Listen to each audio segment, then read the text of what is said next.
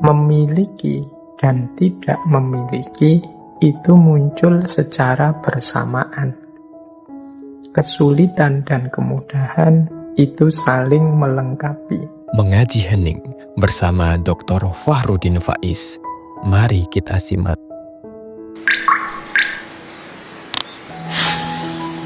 Bismillah ya, kita mulai membahas tentang falsafah yin yang ini. Jadi yin yang ini secara umum adalah hukum yang ada di balik alam semesta ini yang sifatnya berpasangan. Jadi dalam yin yang ada pandangan setiap hal dalam hidup ini memiliki dua sisi. Yang dua sisi ini saling berbeda, kemudian saling melengkapi,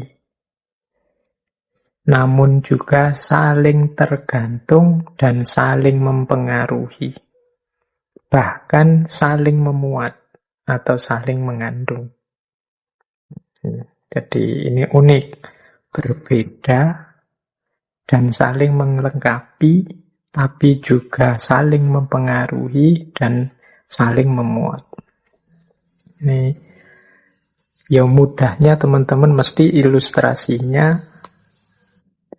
melihat hal-hal yang serba dualitas. Jadi pandangan ini makanya dikenal juga sebagai dualisme. Jadi dalam hidup ini selalu ada yin, ada yang. Yin ini konotasinya adalah pasif, kalau yang konotasinya aktif. Kalau yin ini dingin, kalau yang itu panas. Yin ini diilustrasikan sebagai musim dingin, kalau yang itu diilustrasikan dengan musim panas. Malam itu yin, siang itu yang. Rembulan itu yin, matahari itu yang.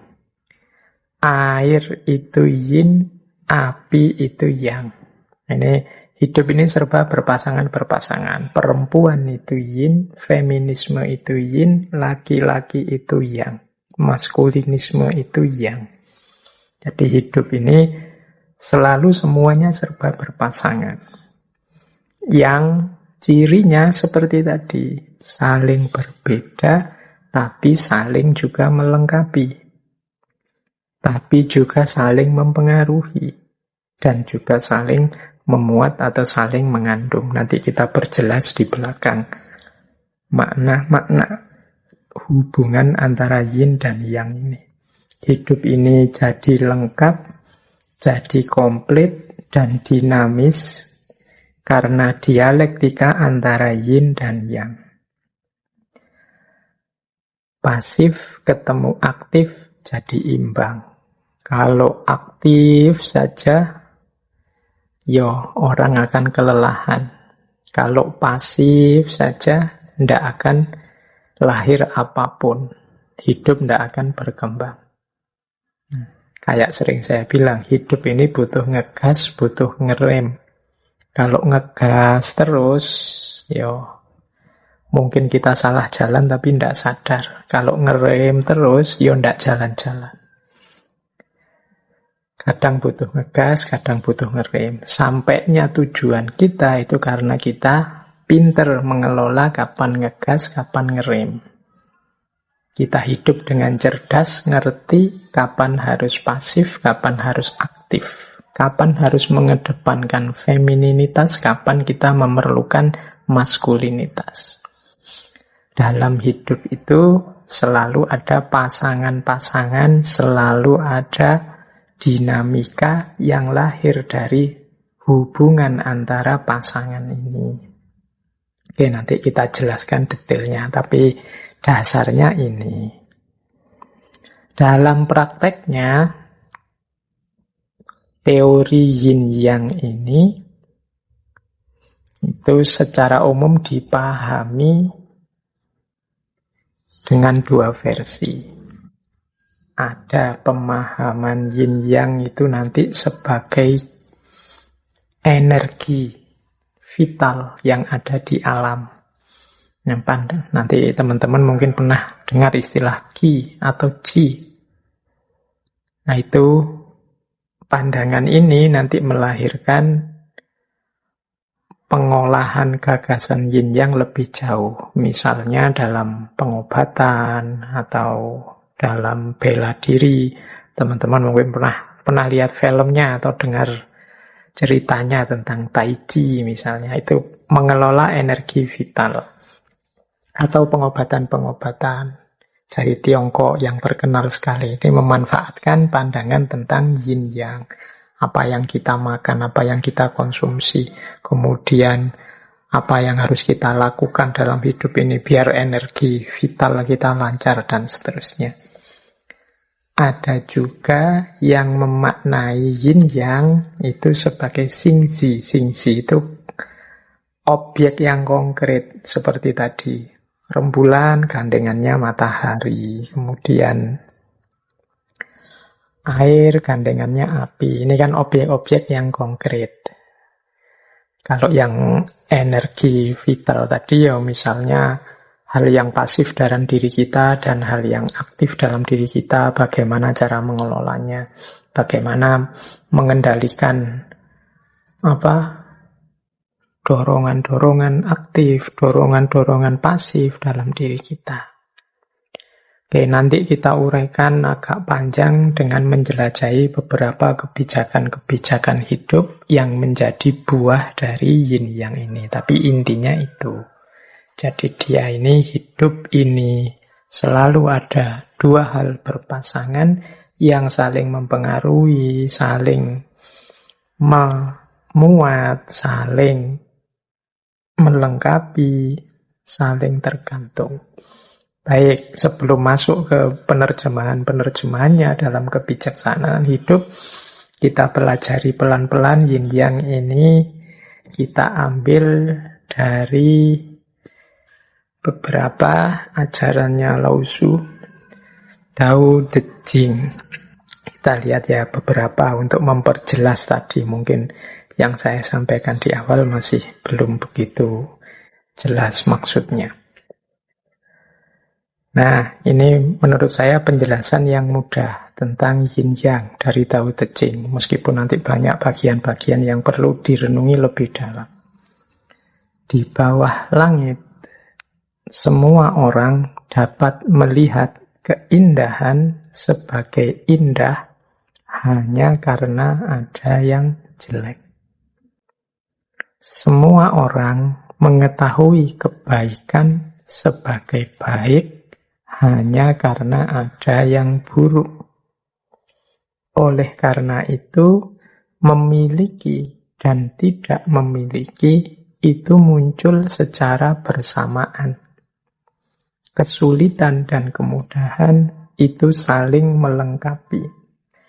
Nah, jadi kalau menurut tulisannya Lao Tzu ini, jadi hidup ini yang tadi pasangan hitam dan putih, cakep dan jelek, kemudian kaya dan miskin. Ini kan dua hal yang kontras, satu hitam, satu putih, satu positif, satu negatif.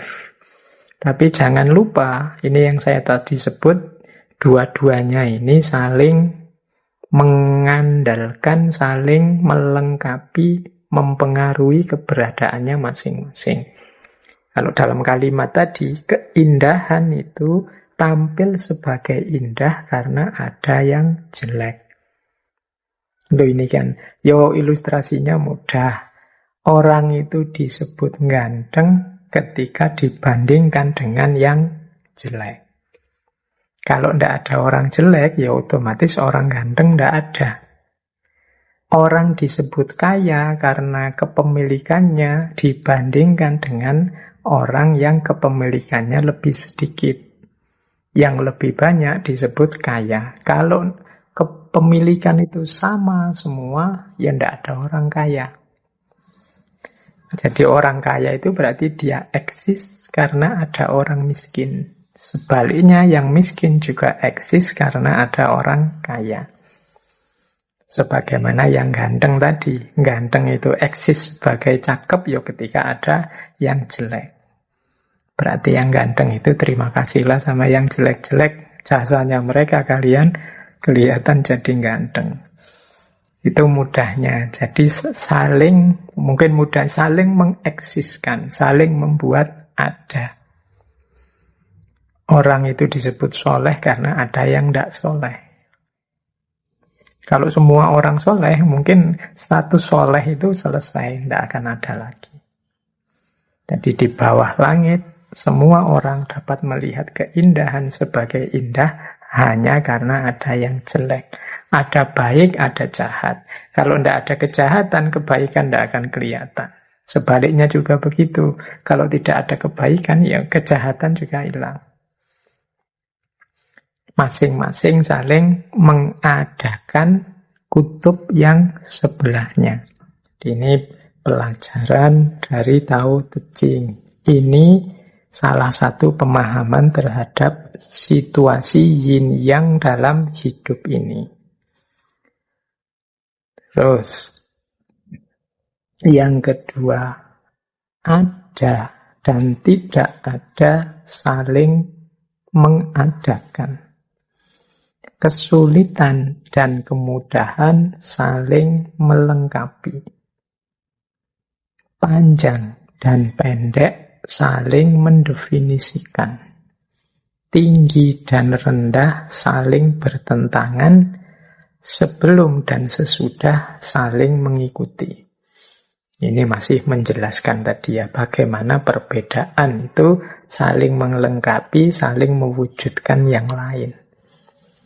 Kesulitan dan kemudahan itu saling melengkapi. Tidak ada kesulitan kalau tidak ada kemudahan. Kok sulit ya Pak mengatasi pandemi ini? Kita menyebutnya sulit mungkin karena kita bandingkan dengan mudahnya kita menyikapi penyakit yang lain. Dulu juga ada wabah, tapi tidak seperti pandemi saat ini. Maka pandemi ini kita sebut sulit. Kenapa kita sebut sulit? Karena kita bandingkan dengan yang lebih mudah. Jadi kita sering gelisah karena logika perbandingan ini ya. Karena kita lihat yang lebih gampang, lebih mudah, maka yang hari ini kita sebut lebih sulit. Kita mungkin dirundung galau oleh bencana demi bencana karena mungkin sepanjang hidup kita belum pernah mengalami bencana sedahsyat yang kita alami hari ini.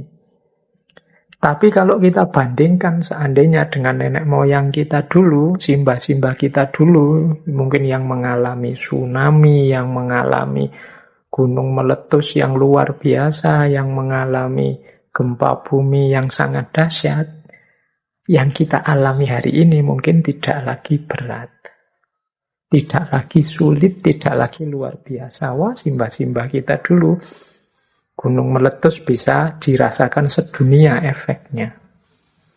Banjir, mungkin tanah longsor, mungkin mengalami yang jauh lebih dahsyat dari itu.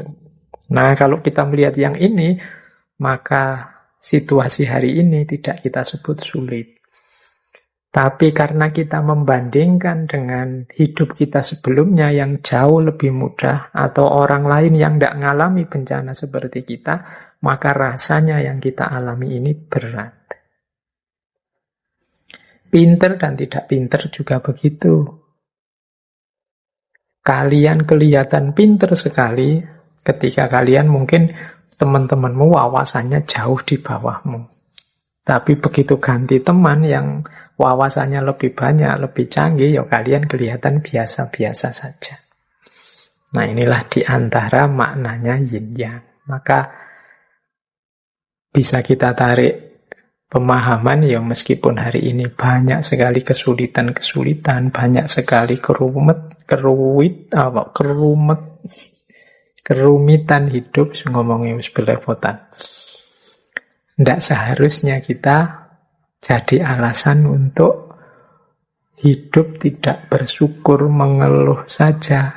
Tinggal kita ubah sedikit perspektifnya. Oh iya, yang saya rasakan sulit ini karena saya membandingkannya dengan kemudahan-kemudahan yang selama ini saya alami. Tapi coba saya bandingkan dengan kehidupan simbah-simbah saya dulu waktu dijajah Belanda, dijajah Jepang, waktu mengalami bencana yang jauh lebih dahsyat, maka saya hidup seperti ini sebenarnya jauh lebih harus disyukuri.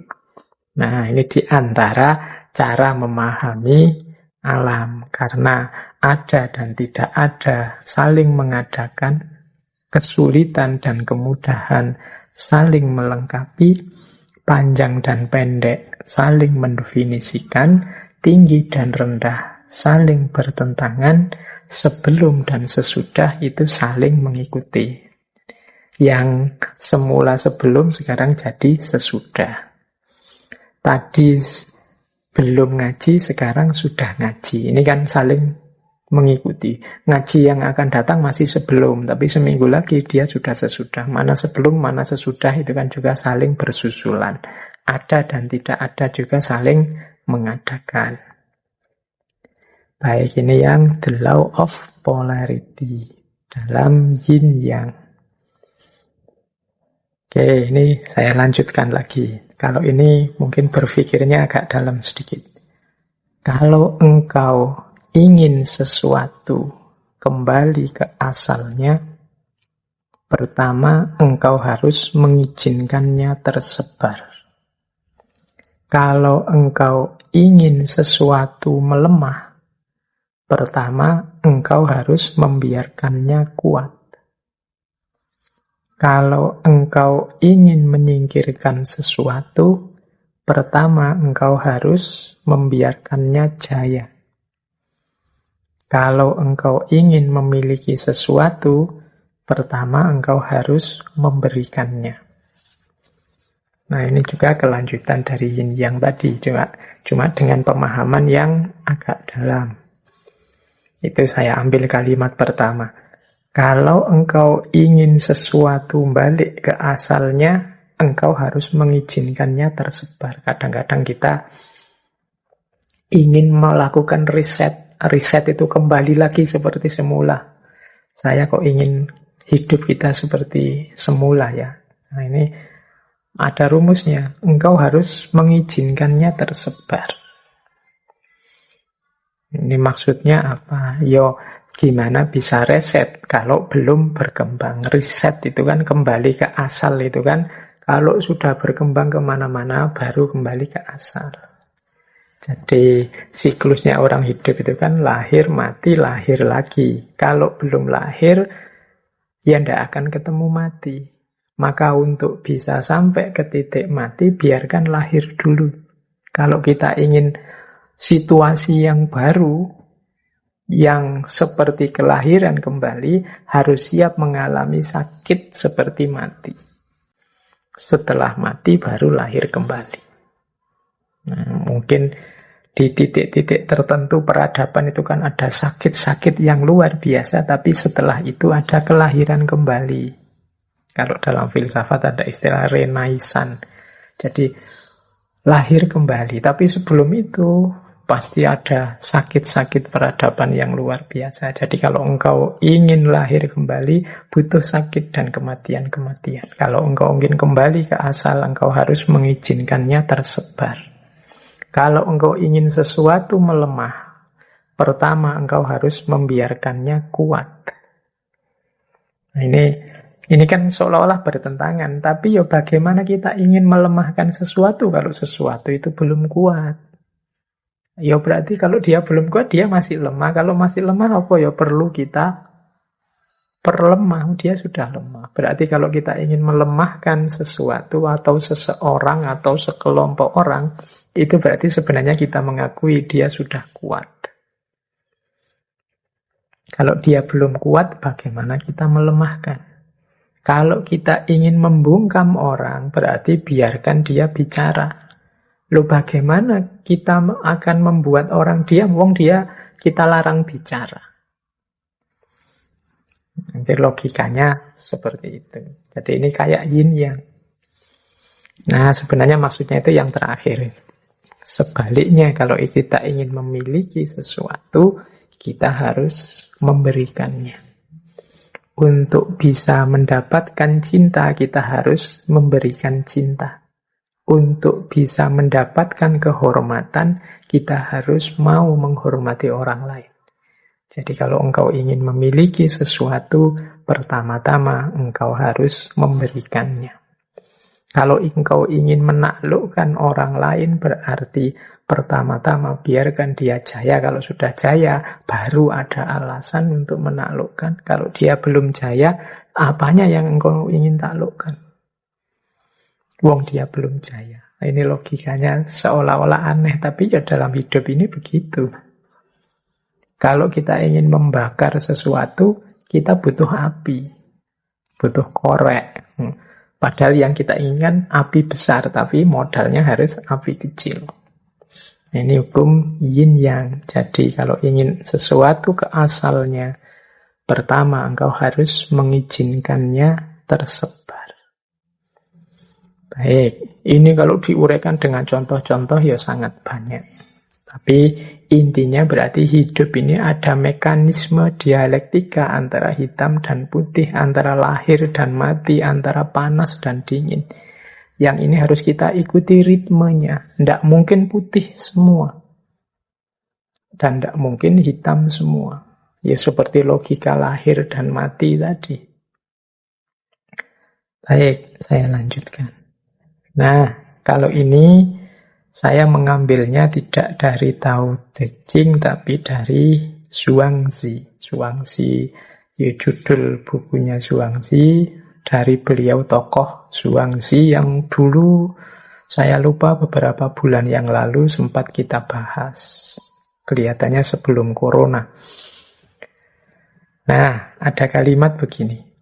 Yin dalam bentuknya yang tertinggi adalah membekukan. Dan yang dalam bentuknya yang tertinggi mendidihkan. Yang dingin berasal dari langit, sementara yang hangat berasal dari bumi. Hubungan dari kedua hal itu menciptakan harmoni. Dan dari sanalah lahir segala sesuatu. Mungkin ini hukum tentang segala sesuatu meskipun tidak terlihat. Ini kalimat Zhuangzi ini menegaskan saja bahwa hidup ini harus seimbang antara yin dan yang. Kalau yin saja hidup ini akan beku. Kalau yang saja hidup akan terbakar. Teman-teman harus paham benar ritme antara yin dan yang ini. Misalnya dalam pergaulan itu kita ketemu yang karakternya yin, ada yang karakternya yang. Ayo diidentifikasi. Kita punya teman yang pendiam, tidak bisa ngomong. Yo, untuk mengimbangi mungkin kita yang mancing-mancing. Kita hidupkan karakter yang dalam diri kita. Apa ada Pak? Yo ada, wong yo. Seperti saya bilang tadi, yin yang itu dalam segala sesuatu saling memuat. Yin ketemu yang ketemu yin. Kalau yin ketemu yin, jadinya beku. Kalau yang ketemu yang, jadinya mendidih. Kadang-kadang kita mengalami momen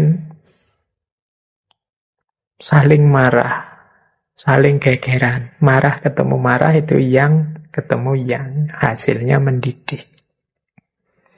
Atau saling diam, yang satu diam, yang satu diam. Yin ketemu yin, hasilnya beku. Maka caranya apa? Ikuti dialektika yin dan yang.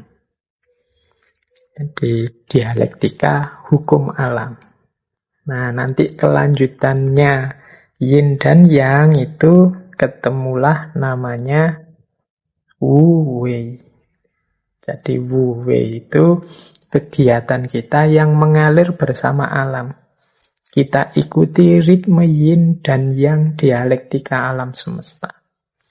Jadi ya, dalam falsafah Tiongkok dikenal istilah Wu Wei. Bukan yang 5 unsur tadi. Kalau Wu Wei itu secara harfiah artinya tidak memiliki kegiatan atau tidak berbuat apa-apa. Maksudnya tidak berbuat apa-apa itu mari kita hidup tanpa dibuat-buat. Kita hidup yang wajar saja, tidak sembrono, sesuka kita, tidak melihat ritme alam, tapi juga tidak palsu. Seseorang silahkan mengalir saja dengan ritme kodrat alami kehidupan ini. Jadi kita jalani hidup secara alami, tanpa ketegangan, dengan sederhana, dengan bebas. Tidak melakukan sesuatu yang sia-sia, tidak ada gunanya. Apalagi melakukan sesuatu yang hanya untuk dipamerkan saja, sama sekali tidak ada gunanya. Ini namanya Wu Wei. Hari ini mungkin banyak di antara kita, coba kita muhasabah sebentar, berapa persen kegiatan kita sehari-hari yang itu memang efektif, sesuai, alami, dan berapa persen yang ini hanya dibuat-buat saja, atau ini tidak ada pentingnya sama sekali, atau ini hanya menghambur-hamburkan energi, tidak ada gunanya. Nah, jadi ini kelanjutannya yin yang, itu berarti menyarankan kita untuk hidup selaras dengan ritme alam. Baik ritme yin maupun ritme yang. Kita pahami perjalanannya, kita ikuti dengan cara hidup secara alami. Filsafatnya namanya Wu Wei. Maka nanti ada pandangan manifestasinya yin yang nanti dalam pola Wu Wei, hidup yang mengalir dengan alam, itu adalah hidup dengan beberapa prinsip. Jadi penerjemahannya yin yang dalam kehidupan kita sehari-hari itu ada beberapa prinsip hidup yang penting untuk kita ingat-ingat. Yang pertama adalah hidup secara seimbang atau balance. Seperti saya jelaskan tadi, yin saja akan membekukan, yang saja akan membakar.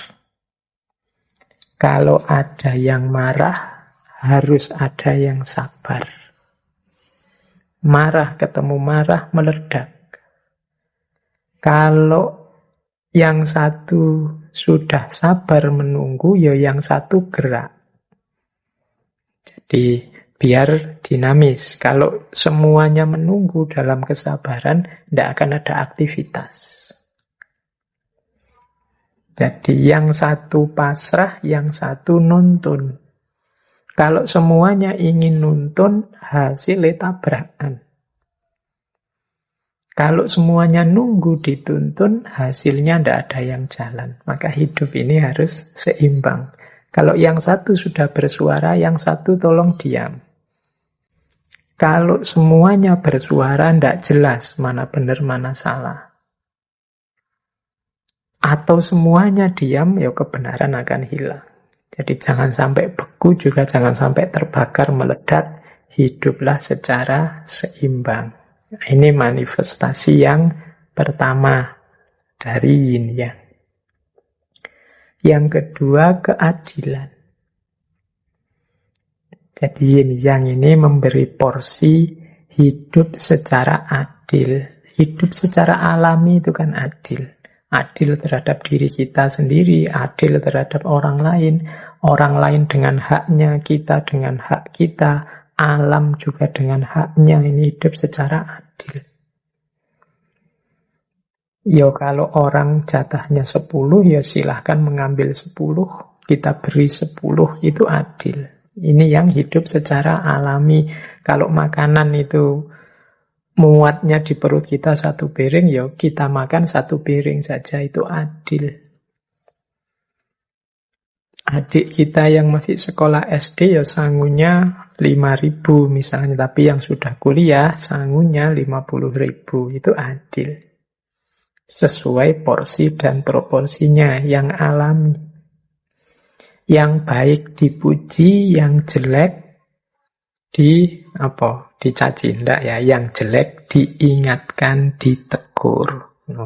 Ini berarti adil. Jadi kita akui memang hidup ini ada hitam, ada putih, dan saling berdialektika.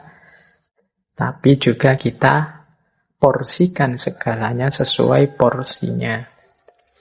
Yang ketiga, hidup secara sederhana atau simplicity.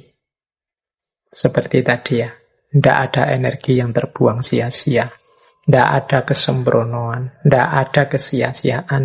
Paradigmanya pas saja. Sederhana bukan berarti kekurangan, tapi pas. Jadi pas itu ya, butuhnya tidur 5 jam, ya tidur 5 jam pas. Butuhnya kerja sehari itu mungkin 6 jam, istirahatnya sekian jam dalam sehari, ya dipenuhi saja secara pas, tidak berlebihan, tidak kekurangan. Ini manifestasinya yin yang dalam hidup. Nah, yang keempat, keluasan. Jadi kesadaran kita terhadap pola hidup, ya ada yang yin, ada yang yang. Jadi ada yang, ada yin, itu membuat kita luas, tidak kaku. Tadi kan dijelaskan yin dan yang itu saling mengandung. Saling mengandung itu maksudnya dalam yin ada sedikit kandungan yang, dalam yang ada sedikit kandungan yin, maka luaslah. Yang feminin kita, saya ini kan laki-laki, karakternya maskulin, tapi dalam diriku pasti ada titik-titik femininitas. Sebagaimana pada saudari-saudari yang perempuan pasti juga ada muatan-muatan maskulinitas. Dalam gelap ada sedikit cahaya. Dalam cahaya kadang-kadang ada titik-titik kegelapan. Nah, ini karakternya. Makanya di gambarnya yin yang itu kan gambar bulatan putih setengah, bulatan hitam setengah. Di tengah-tengah bulatan putih ada titik hitam, di tengah-tengah bulatan hitam ada titik putih. Orang-orang baik, orang-orang soleh, orang-orang suci itu ya tidak kemudian kita artikan sama sekali, tidak ada titik hitam. Mereka itu adalah bulatan putih, tapi sebagai manusia pasti pernah khilaf, pernah salah, pernah keliru. Mungkin hanya saja ditutupi Allah, jadi ada titik hitamnya pasti. Yang ada di wilayah hitam, itu ada titik putihnya sedikit. Mungkin karena tidak kelihatan, kita hanya fokus lihat hitamnya saja. Nah, orang yang sadar ini, terus dia luas, tidak kaku. Jadi orang jahat itu ya adalah sisi-sisi putih, titik-titik kemanusiaannya. Maka seandainya benci juga tidak kaku. Atau orang soleh itu ya sebagai manusia ada juga pasti titik-titik hitamnya. Maka kalau mengidolakan, kalau suka juga tidak kaku. Jadi dia menyikapi segala ritme hidup ini tidak mudah kaget. Dan cepat beradaptasi, menyesuaikan dengan situasi, luas. Ada orang melakukan yang jahat, yang jelek, oh ya wajar, wong hidup ini memang ada yin, ada yang, ada positif, ada negatif. Kalau yang negatif tidak tampak, yang baik-baik juga akan kehilangan jati dirinya. Nah, ini orangnya luas, tidak kaku. Kemudian di antara cirinya lagi, falsafah yin yang manifestasinya dalam hidup adalah terbuka. Jadi terbuka itu maksudnya ngerti kalau hidup itu dinamis, saling mempengaruhi. Maka dia membuka diri untuk mendapatkan berdialektika dengan sekelilingnya secara alami, terbuka. Kalau dia pas salah, karena dia terbuka, dia bisa menerima nasihat.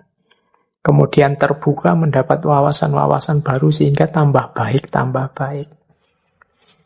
Karena dia sadar, dia ada keterbatasannya.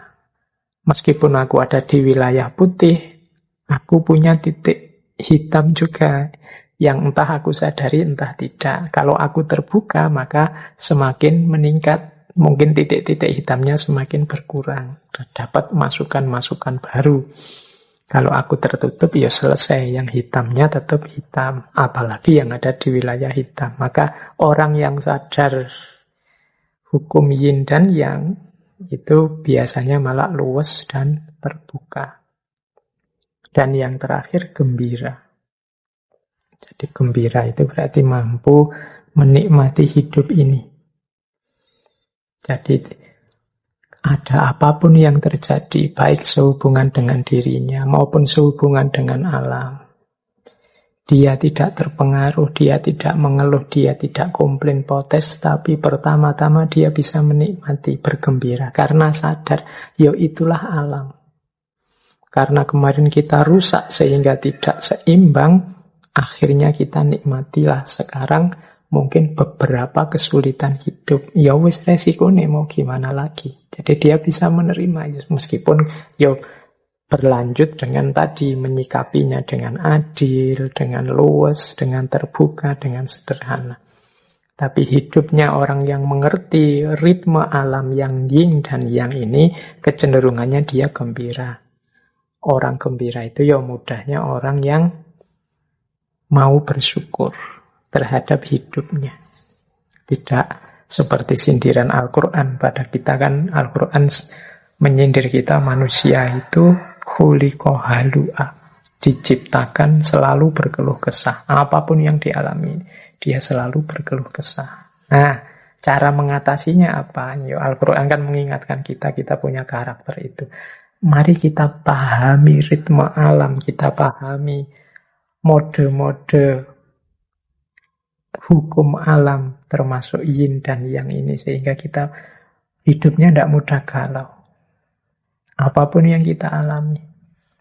Misalnya, wah nilaiku kok jatuh ya semester ini, ya wajar sih semester ini aku males belajar, ya mesti saja. Terus nilainya jatuh. Ada ritmenya, ada hukumnya, sehingga kita tidak mudah kaget. Oke, jadi ini berarti apa? Cara kita menerjemahkan yin yang dalam hidup itu antara lain dengan cara hidup yang seimbang, hidup secara adil, sederhana, luwes, terbuka, dan gembira. Terima kasih sudah menyimak. Semoga channel Mengaji Hening bersama Dr. Fahrudin Faiz selalu bisa memberikan ilmu, motivasi, dan kebermanfaatan. Salam sehat dan bahagia.